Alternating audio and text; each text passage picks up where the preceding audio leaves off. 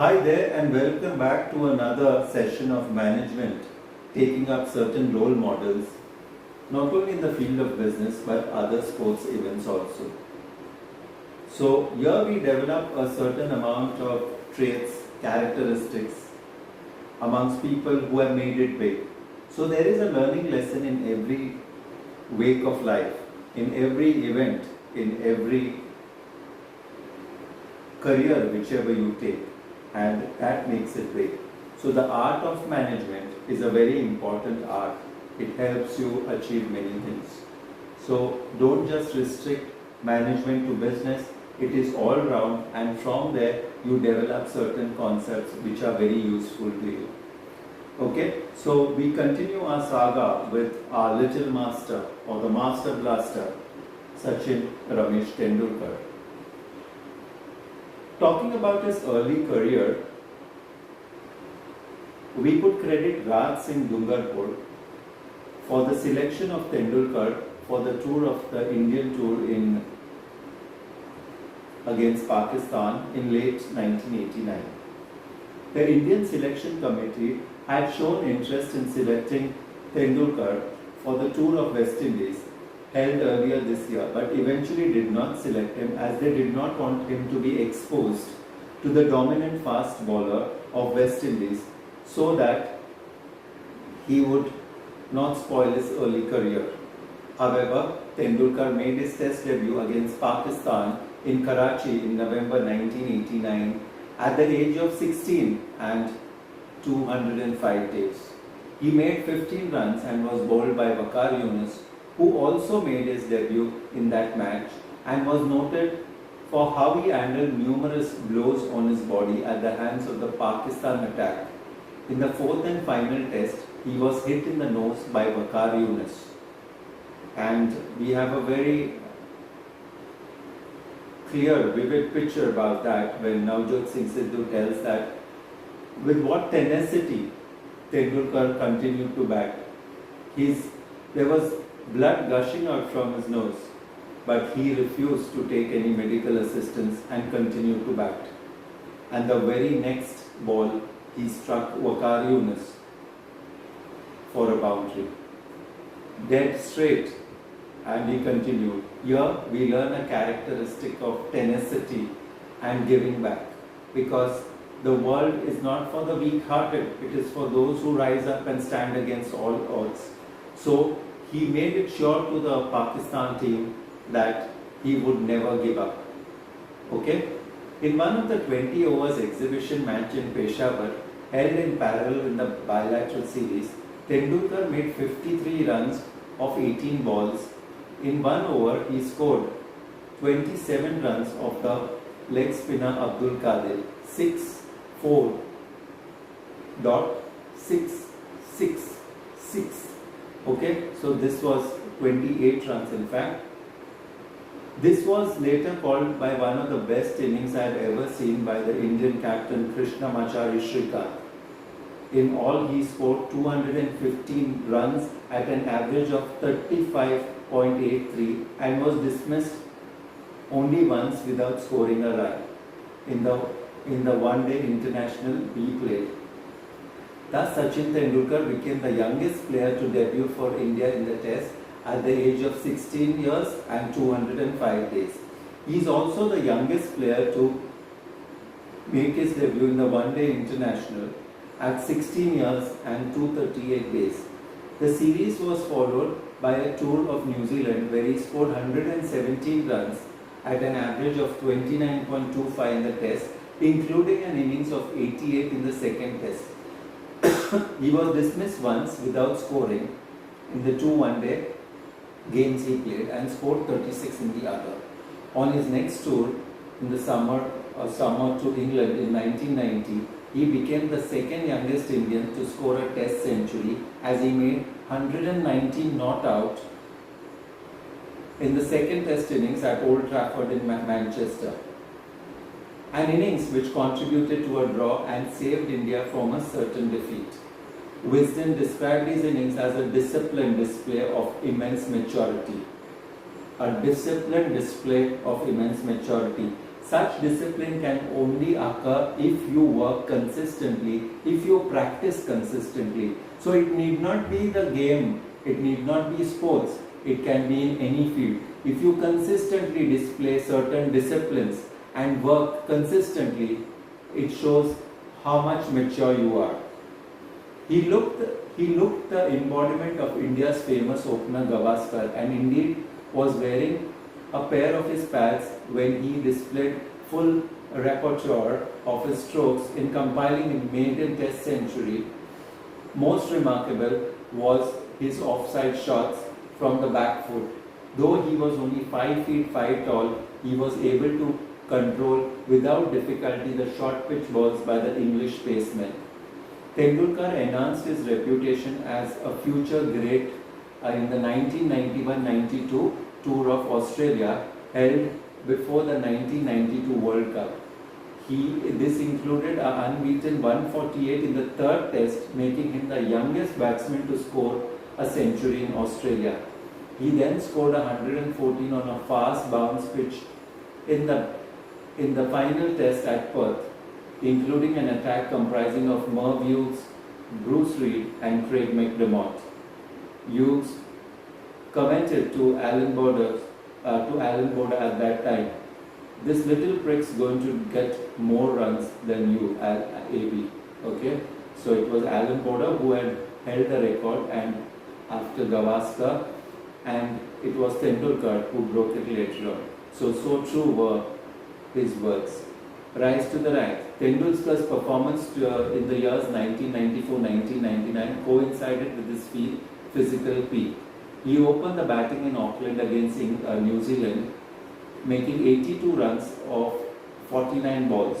He scored his first one-day century on 9th of September 1994 against Australia in Sri Lanka at Colombo. It took him 78 one-day international to score his first century. Tendulkar waits at the bowler's end and then continues.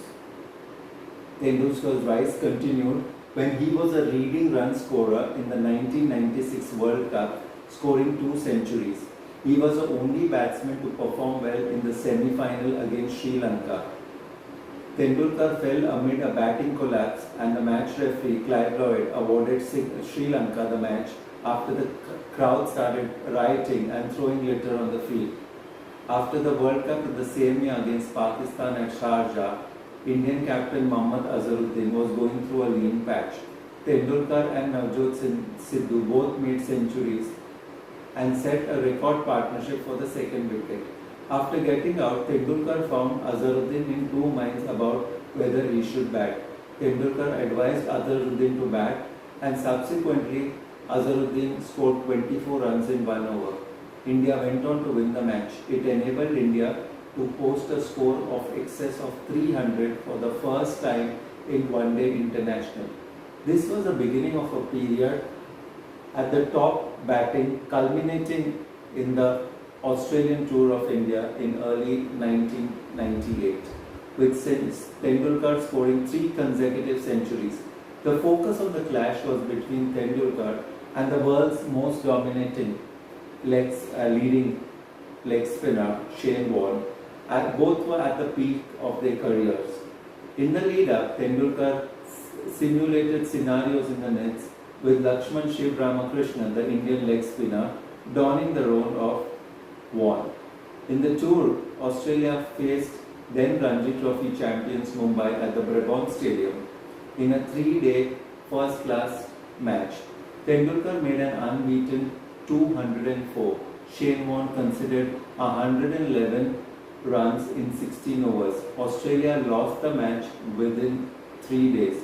He also had a role with the ball in the five-day one-day international series in India following the test, including a 5-wicket haul at Kochi. Set 310 to win, Australia were cruising at 203 for 3 in the 31st over, when Tendulkar turned the match by taking the wickets of Michael Bevan, Steve Waugh, Darrell Lehman, Tom Moody and Damian Martin for 32 runs in 10 overs. The test success was followed by 2 consecutive centuries in April 1998 in a triangular tournament in Sharjah. The first in a must-win game to take India to the finals, and then in the finals both against Australia. The Twin Knocks were also known as the Desert Storm innings. Following series, Shane Warne truly joked that he was having nightmare about his Indian nemesis. Sachin Tendulkar's contribution to the ICC 1998 World Cup ICC quarter-final at Dhaka paved the way for India's entry into the semi-final, where he took 4 Australian wickets after scoring 141 runs in 128 balls. The inaugural Asian Test Championship took place in February and March 1999, involving India, Pakistan and Sri Lanka. In the first match between India and Pakistan in the Eden Gardens, Tendulkar was run out for 9 after colliding with the Pakistan bowler Shoaib Akhtar.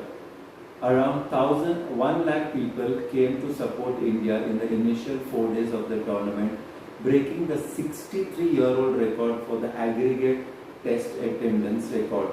The crowd's reaction to Tendulkar's dismal was throwing objects at Akhtar, and the players were taken off the field. The match resumed after Tendulkar and the president of the ICC appealed to the crowd. However, further writing meant that the match was finished in front of 200 people. Tendulkar scored his 19th Test century in the second Test, and the match resulted in a draw against Sri Lanka. India did not progress to the final, which was won by Pakistan, and refused to participate next time the championship, which was held due to the increasing political tensions between India and Pakistan. In the test against Pakistan at Chepauk in 1999, the first of a 2-test series, Tendulkar scored 136 with India chasing 271. However, he was out when India needed 17 more runs, triggering a batting collapse, and India lost the match by 12 runs. The worst was yet to come as Professor Ramesh Tendulkar, Sachin's father, died in the middle of 1999 Cricket World Cup. Tendulkar flew back to India to attend the final rituals of his father, missing the match against Zimbabwe. However, he returned to the World Cup and scored a 140 not out of 101 balls in his very next match against Kenya. He dedicated this century to his father. Tendulkar's 2 tenures as a captain of the Indian team was not very successful. When Tendulkar took over as a captain in 1996, there were huge hopes and expectations. However, by 1997, the team was performing very poorly. Azharuddin was credited with saying, "Nahi jeetega, chote ke naseeb mein jeet nahi hai," which translates that he won't win. It is not in the small one's destiny. Tendulkar succeeding Azharuddin as a captain in the second term led India onto the tour of Australia, where the visitors were beaten 3-0 by the newly crowned world champions. Tendulkar, however, won the player of the series as well as the player of the match in one of the games. After a test series, this time a 0-2 margin at home against South Africa, Tendulkar resigned and Sourav Ganguly took over the captain in 2000. India's team in 2007 Tour of England, the desire of Sachin Tendulkar was further told, and the desire of Rahul Dravid to resign from the captaincy became known. The BCCI president Sharad Pawar offered captaincy to Tendulkar, who instead recommended Mahendra Singh Dhoni to take over the reins. Pawar later revealed that this conversation crediting that Tendulkar was first forwarding the name of Dhoni, who had achieved much success as captain. We come to a very great incident that is known as a Mike Dennis incident. In 2001 tour of South Africa, in the second test between India and South Africa at the St. George Park, Port Elizabeth, the match referee Mike Dennis fined 4 Indian players for excessive appealing, as well as fined the Indian captain Sourav Ganguly for not controlling his team. Tendulkar was given a suspended ban of 1 year. Alleged ball tampering. Television cameras picked up the images, suggested that Tendulkar may be involved in cleaning the seam of the ball. This can, under conditions, amount to altering the condition of the ball. Dennis found that Tendulkar was guilty of ball tampering and handed him a 1 test ban. The incident escalated to include sports journalists accusing Dennis of racism and led to Dennis being barred from entering the venue of the 3rd test.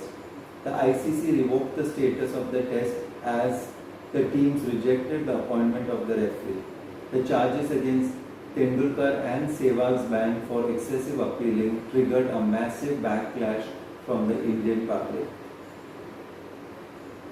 This and much more. We continue this saga of this great person, Sachin Tendulkar, in the next turn as well. Thank you so much. This is Vishwanath Sir signing off.